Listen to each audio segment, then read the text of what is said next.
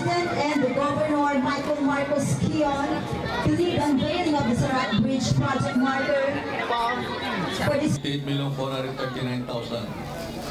It's 520 meters. Then span 30 meters. This will connect. Vic Domingo. Sa Ginamit, ako Vic Domingo na anak Tilawat, Secretary of Public Works tayo. At ang manakmet, Governor Kion, words of welcome nyo, kay Congressman Roquito Oglan, kay Mayor Balintona, kay amin na Mayor Nagartoy, Tata, at si Vice Mayor Cora Ruiz. Maragsakan natin, Nagartoy, at inaugurate tayo, ito importante nga proyekto.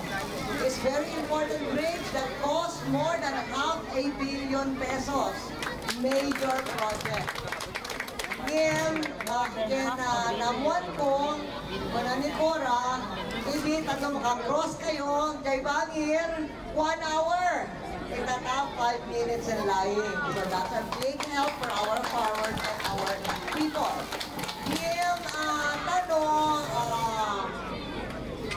mamuan kayo or we can understand even more no kasunong at makatulong di proyekto, dahil proyekto.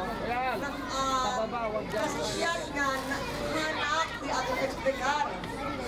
Kasyat no, may isa nga makabenepisyo ito di mag-explicar ka sa makatulong kay proyekto tayo.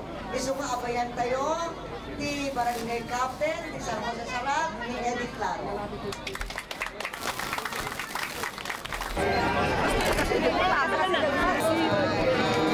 Pictures po natin mga municipal employees po.